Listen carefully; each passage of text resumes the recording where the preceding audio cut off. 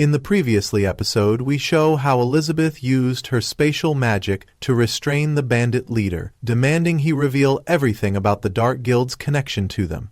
Up next, she used her powers to twist the bandit leader's body. Worried, Leping pleaded with Elizabeth to show some mercy, reminding her that they still didn't fully understand the bandit's internal issues. Elizabeth, however, reassured him that she had already figured out the key details. It turned out the bandit leader was actually a robot controlled from within by a young woman. Destroying the robotic shell, Elizabeth dragged out the hidden pilot, a girl named Pythias, known both as the leader of the Flying Fish Bandits and as a fugitive princess with a genius for invention. Inside Lisbeth's magical barrier, Pythias glared at her captors and shouted, demanding to be released.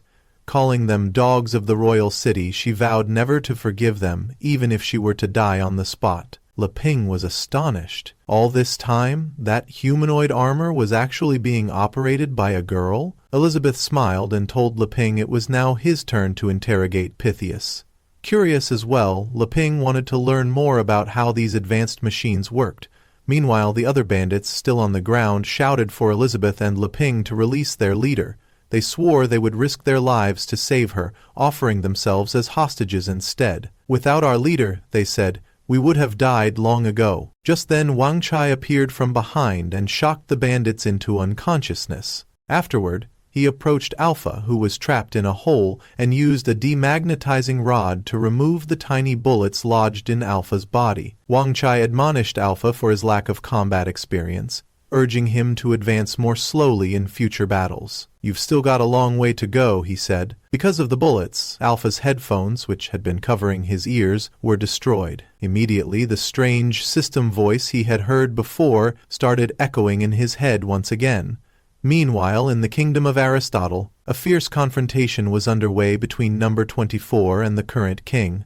The minister had deployed robots to attack Number 24, but Number 24 destroyed them with powerful lightning strikes. The minister, having obtained dark gear technology from the Dark Guild, had refused to surrender. Humbly, or perhaps mockingly, he told Number 24 that this gear was a gift offered to Aristotle, and that he was very interested in studying Number 24's lightning-infused body. Summoning a platoon of Steel Guard Iron Sentinel II units, the minister commanded them to attack. However, before they could launch an assault, Number 24 sped forward in a flash of lightning and dismantled them all. Number 24 then turned to the minister.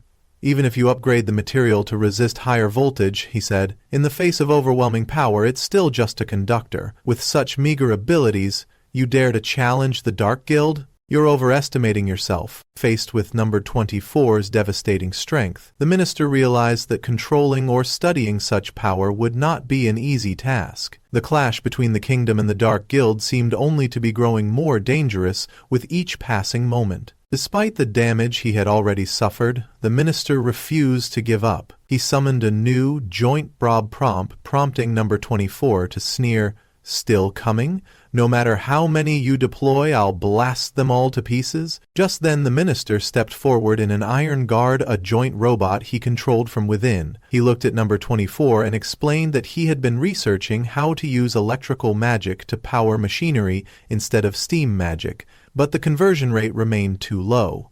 With Number 24's unlimited electric potential, however, the minister believed he could solve this problem. Enraged, Number 24 snapped, "This is your last chance. Either let me kill you or surrender to the Dark Guild." Yet the minister ignored the threat and used the Iron Guard's steam punch to attack. Number 24 effortlessly deflected it, marveling at the weakness of Aristotle's forces. Why is the master so reluctant to just take over this place? He wondered. Well, it doesn't matter. Today I, Number 24, will conquer this kingdom and present it to my master so he can be pleased once again. He warned the minister, "If you won't surrender, then I have no choice but to kill you." In response, the minister launched a barrage of finger missiles at Number 24, who easily dodged them, mocking, "You should understand the gap between us by now." Number 24 then unleashed a massive lightning strike, Big Thunder, intending to annihilate the minister completely. Confident in his victory, he declared, "Starting today, the kingdom of Aristotle is officially under the Dark Guild's sphere of influence." But to Number 24's shock, the minister not only survived, but also managed to absorb the lightning into his robot, using it as a power source. Fully charged, the Iron Guard soared into the air and slammed number 24 to the ground with a powerful blow, thanking him for the energy. Gritting his teeth, number 24 couldn't believe his opponent was still alive. I used maximum power just now. He should have been blown to bits. Not only that, but number 24 had clearly seen the minister's incoming attack, yet his body had reacted too slowly. Glancing down, he noticed a device placed on the ground, steadily draining his electricity. So the finger missiles were just a diversion? The real goal was to plant this mechanism to disperse my power. Before he could fully comprehend the situation, the minister pointed a cannon at number 24. It's impossible for lightning magic to reach the kind of output you possess, he remarked. I'm really curious about what you truly are. With that, he fired the cannon, shattering number 24's box-like shell. The minister added coolly, the Dark Guild isn't the only one lurking in the shadows. There are others working behind the scenes. It's still anyone's guess who will come out on top. Suddenly the ground began to quake, and waves of thunderous energy surged up from below. The minister stared in disbelief. How is this possible? Didn't we break it into pieces? Why has its power increased? Rising from beneath the earth, number 24 revealed the truth. The minister's attack had broken a limiter that number 24's master had placed on him. Now, the being's real form emerged. She declared in a furious voice, You're about to face my true body. I am one of the Dark Guild's 6 pillars. Test subject number 24, the Fairy of Thunder, a level 7 demon king. Her rage flaring, she told the minister she no longer wanted his surrender. Instead, she wanted the entire kingdom of Aristotle to vanish from the brave continent. The minister smirked. If you've got the power, go ahead and try, he taunted. Still, he was inwardly shaken to discover that the mythical Thunderfairy, long rumored to have vanished centuries ago, had in fact fallen into the hands of the Dark Guild. The minister told number 24 that his ambitions far exceeded those of the Dark Guild. Number 24 snapped at him to shut up, then summoned the immortal thunder. A massive lightning bolt descended from the sky, obliterating the minister's robot and leaving him unconscious on the ground. Number 24 sneered at him. No matter how grand your ambitions, they're useless without the strength to back them up, she said. Anyone or anything that stands in my master's way will be completely destroyed. Yet, the minister was still alive. He detached his head from his body and latched on to number 24, wrapping around her. You use lightning that won't extinguish until the target is dead, he said.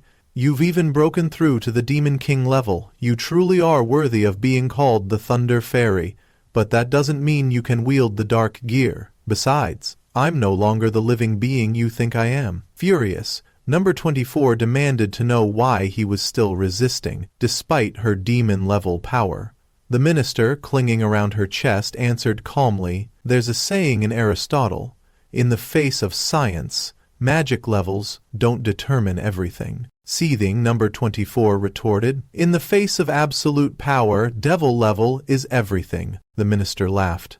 Nonsense! I've connected your body to the earth. Unless you can electrify the entire brave continent, you can't harm me. Upon hearing this, number 24 began releasing her power, and her star demon level surged rapidly. Realizing he would be killed if he didn't act, the minister cast an illusion spell, trapping her in a fabricated world where she lived happily with someone named Malfoy. Within this illusion, glimpses of number 24's origin also appeared. 400 years ago, Wang Sai fought Elizabeth, and was critically damaged. While Li Ping was repairing Wang Sai, a short circuit caused a bolt of lightning to shoot from Wang Sai's body into the sky. That lightning soared across the continent and landed in the demon continent, where it took the form of number 24, entirely without Li Ping's knowledge. Initially unconscious, number 24 was almost devoured by a mountain demon pig.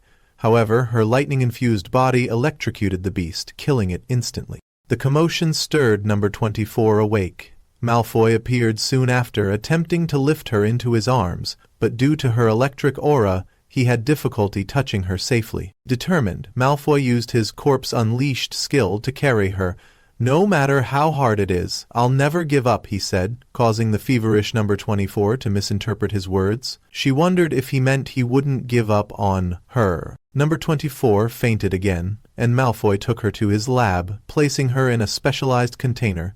Because she was his 24th experiment, he named her Number 24. He then used various electric-based creatures and demons, transferring all their power into Number 24. The influx of energy made her stronger and gradually refined her body. Back in the illusion, the minister hoped to keep Number 24 subdued. But whether this would truly be enough to contain the Thunderfairy, now at Demon King level, remained to be seen.